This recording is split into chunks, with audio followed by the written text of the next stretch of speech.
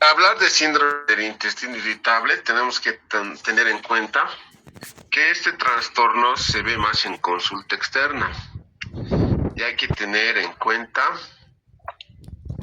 ciertas clasificaciones. Usamos, primero definir, hay que saber definir, indicando que es un conjunto de síntomas caracterizados por la presencia de dolor abdominal crónico y recurrente desde largo tiempo y va dándose de manera intermitente. Y a esto tiene que asociarse alteración del hábito evacuatorio. Vamos a intercalar entre periodos de diarrea y periodos de estreñimiento. Se trata de una alteración funcional del tubo digestivo, evidentemente. Es un trastorno funcional, por si acaso. Y se reconoce con frecuencia en la práctica clínica, en la consulta externa, siempre y cuando hagas una anamnesis correcta. ¿Me avisan si hay buen sonido, por favor? Para poder aplicar los criterios diagnósticos, usamos el llamado criterio diagnóstico de Roma. Y tenemos que entender primero qué es la escala de Bristol. Ahora, hay que tener en cuenta que por lo menos tiene que haber un dolor abdominal recurrente, reiterativo, al menos un día por mes en los últimos 3 meses. Una molestia una vez al mes en los últimos 3 meses y que tiene que estar asociado a 2 o más situaciones. Mejora con la defecación. Su comienzo se asocia con un cambio en la frecuencia de las deposiciones. La frecuencia, ojo. Su comienzo se asocia con un cambio en la consistencia de las deposiciones, perdón. Además que debe cumplir el tiempo de 3 meses y los síntomas de haber comenzado mínimo los 6 meses antes del diagnóstico. Ahora, las recomendaciones de Roma 4 aconsejan que hay diferentes subtipos de síndrome del intestino irritable, de acuerdo a la consistencia de las deposiciones, pero antes de entrar a esta clasificación, merece tener mucha atención esta clasificación de las heces, aunque es importante establecer tipos. Tenemos tipo 1, tipo 2, tipo 3, tipo 4, tipo 5, tipo 6, tipo 7 de heces. Si vamos por el tipo 1, vemos la descripción que son heces en forma de bolas duras y separadas que pasan con dificultad, generan incluso el dolor, ¿no? Tipo 2 son heces en forma de salchicha compuesta por fragmentos. Tipo 3, heces en forma de salchicha con grietas en su superficie. Tipo 4, heces con una salchicha o serpiente lisa y suave. Tipo 5, bolas blandas con los bordes definidos que son defecados fácilmente. Tipo 6, trozos blandos y esponjosos con bordes irregulares y consistencia pastosa. Tipo 7, acuosa sin trozos sólidos, totalmente líquida. Entonces, esa es la escala de Bristol. Ahora, si volvemos a nuestro gráfico, para ya definir los criterios diagnósticos, Roma toma los tipos 1 y 2, ya, los que están a nivel superior, e inferior tipo 6 y 7. Eso, adelante. ¿No? Donde podemos indicar cómo vamos a clasificar, según Roma, más del 25% de las deposiciones corresponden a los tipos 1 y 2, por lo menos de consistencia dura, ¿no? Sería el síndrome de intestino con predominio de constipación, por si acaso. Síndrome de intestino irritable -S, constipación. Si más del 25% de las deposiciones son de tipo 6 o 7, viéndonos al otro extremo, corresponde a ser el síndrome de intestino irritable con predominio de diarrea, SII-D. Si es más del 25% de ambas, tanto 1, 2 como 6 o 7, hablamos de un síndrome de intestino irritable con hábito evacuatorio mixto, M. Si es menos del 25% de ambas, tanto 1, 2 como 6, 7, es un síndrome de intestino irritable con hábito evacuatorio de no o de difícil clasificable o no clasificable, ¿no? Entonces, hay que tener en cuenta esta clasificación para ya dar un criterio diagnóstico. Ahora, va a ser importante que entiendan la fisiopatología. Y es donde voy a redundar y voy a dar énfasis.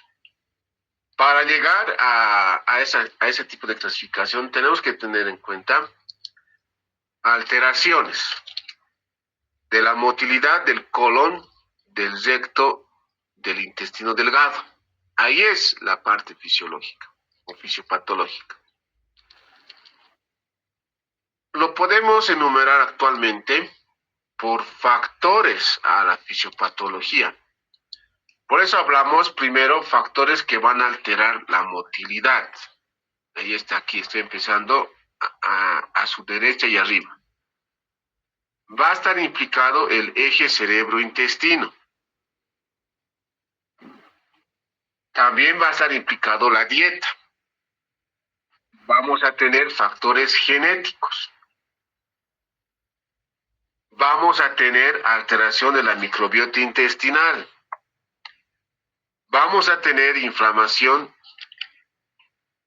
de la mucosa de bajo grado. Vamos a corregir esto.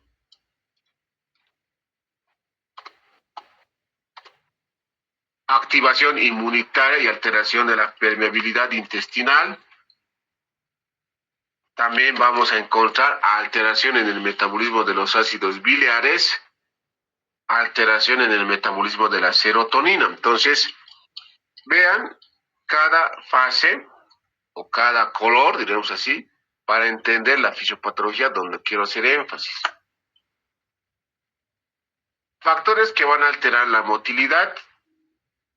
Podemos tener varios, ¿ya? Desde incluso la alteración en la placa motora, que también se va a relacionar estos factores que alteran la motilidad con el eje cerebro-intestino. Hablando del eje cerebro-intestino, vamos a hablar de la ansiedad y la depresión que este paciente tenga. Por eso es importante rápidamente, cuando estamos sospechando de un síndrome de intestino irritable, asociarlo con periodos de ansiedad y depresión del paciente, ¿no? Por eso acá describo, muestran que las alteraciones en el humor ocurrían después del inicio de los síntomas de síndrome de intestino irritable. El trastorno intestinal podría ser el disparador de los trastornos emocionales. Dieta. Se considera la dieta que son disparadores de los síntomas que pueden afectar la microbiota intestinal. Los denominados FODMAP. FODMAP, por si acaso tomar nota. ¿Y a qué les denominamos FODMAP? Oligosacáridos, disacáridos, monosacáridos, polioles fermentables. Van a estar presentes obviamente en algunas frutas, verduras, legumbres, lácteos, trigo, endulzantes artificiales, ojo, que van a exacerbar los síntomas por un efecto osmótico y de fermentación. Aquí en el gráfico les muestro que es FODMAP. Fermentable, oligosacáridos, disacáridos, monosacáridos y polioles, ¿no? A este suceso fisiopatológico vamos a también mencionar los factores genéticos, que podrían haber una base genética, pero aún no se ha definido o identificado exactamente los genes implicados. No hay relación con el HLA. ¿Qué pasa con la alteración de la microbiota intestinal? Ojo, aquí juega un papel muy importante las gastroenteritis. Gastroenteritis agudas infecciosas que pueden considerarse como disparadores de un síndrome de intestino irritable. o, o existir un síndrome de intestino irritable post-infección. ¿Qué pasa en esta situación? Hay una alteración de la microbiota intestinal o disbiosis con disminución de los lactobacilos y bifidobacterias. Esto puede provocar activación inmunitaria con inflamación mucosa de bajo grado. ¿Pero qué va a generar esto? Va a generar una permeabilidad intestinal y una hiperalgesia visceral, que puede ser generador de dolor asociado a un proceso inflamatorio. Por otro lado, la alteración de la microbiota produce hiperfermentación. Cuando hay presencia de sustratos, que estos se van a fermentar, por ende van a generar una hiperproducción o sobreproducción de hidrógeno y metano. Por ende vamos a tener distensión abdominal, un síntoma asociado al síndrome de intestino irritable. ¿Qué pasa con la inflamación, ¿no?, de la mucosa de bajo grado? Aquí hay una activación inmunitaria, como vemos en la imagen. Hay alteración de la permeabilidad que les decía. Se ha comprobado que algunas citoquinas proinflamatorias y una disminución de las citocinas pueden tener mucha incidencia en la favorecedor de la inflamación o atenuante de la inflamación. Por eso aquí en el gráfico se ve cómo se aumenta un cuadro cualquiera de inflamación, siempre va a estar a cargo de las células encargadas de la inflamación, ¿no? Y obviamente este proceso inflamatorio genera permeabilidad. Lo mismo pasa en la fisiopatología del Helicobacter pylori. Todo proceso inflamatorio genera citocinas proinflamatorias que va a desencadenar la homeostasis de la permeabilidad intestinal.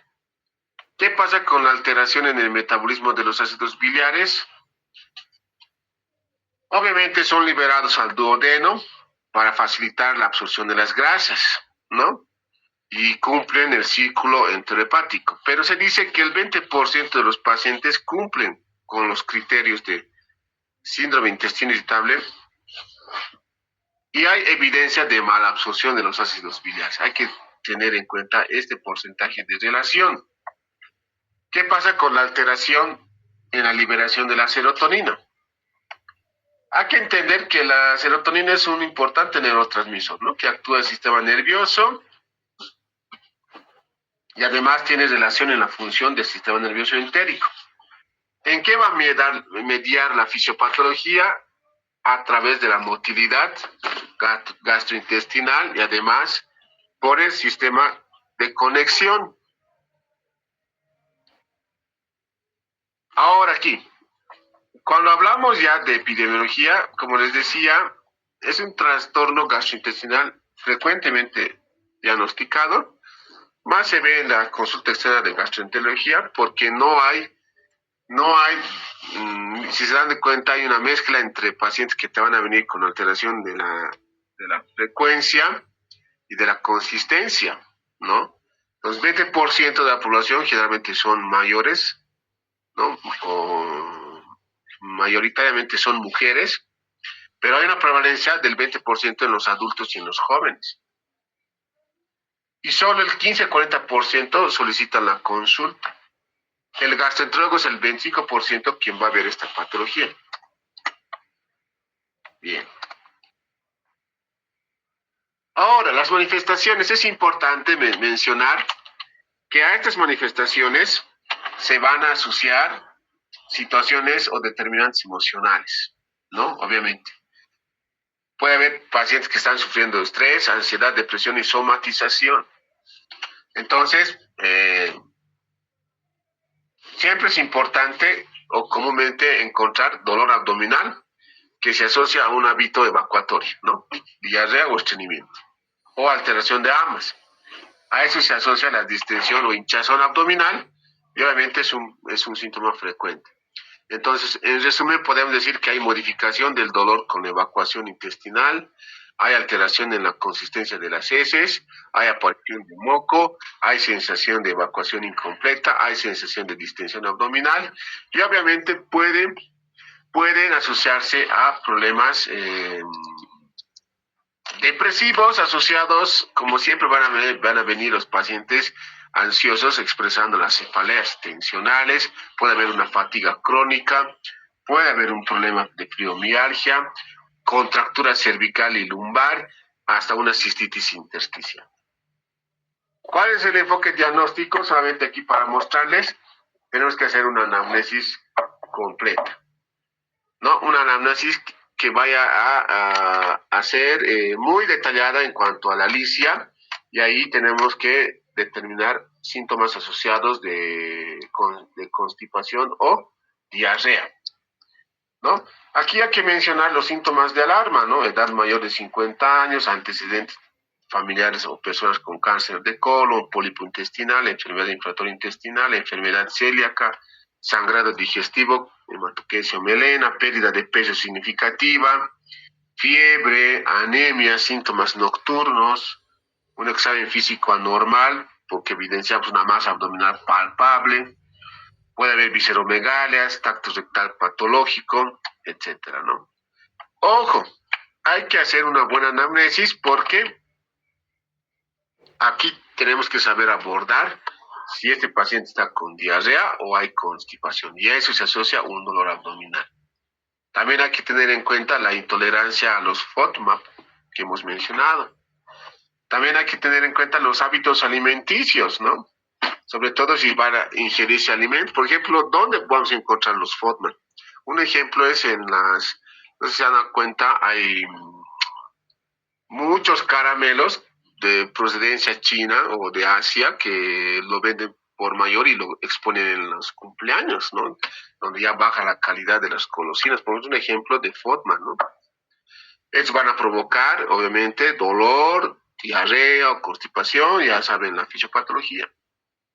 El examen físico es importante para determinar masas o visceromegalias, adenomegalias, si hay asociado a un problema ictérico, pero importante también cuando estamos frente a una situación de síndrome de intestino irritable del tipo C, diremos así, hay que descartar patologías referentes a un estreñimiento, ¿no? Por ejemplo, hacer un tacto rectal, hay que ver problemas si hay en la defecación o a relajación de los músculos de la pelvis, ¿no? Los estudios complementarios es necesario determinar las enfermedades orgánicas, obviamente. Los laboratorios, aquí tenemos que tener en cuenta la diarrea, ¿no? Si es predominante o está dado por una diarrea parasitaria o una diarrea medicamentosa. Importante también descartar enfermedades del intestino, ¿no? Inflamatorias, por eso pedimos IgE total, IgA, o bien llegar a las biopsias endoscópicas para poder llegar también a procesos diferenciales como ser un adenocarcinoma de colon. También podemos hacer un diagnóstico diferencial con la enfermedad de Crohn, colitis ulcerosa, una enfermedad celíaca, una pseudoobstrucción intestinal idiopática crónica, una giardiasis, déficit de lactasa, una endometriosis, hasta depresión está entre los diagnósticos diferenciales, ¿no? Tener en cuenta eso. También se puede usar la detección de calprotectina en la materia fecal.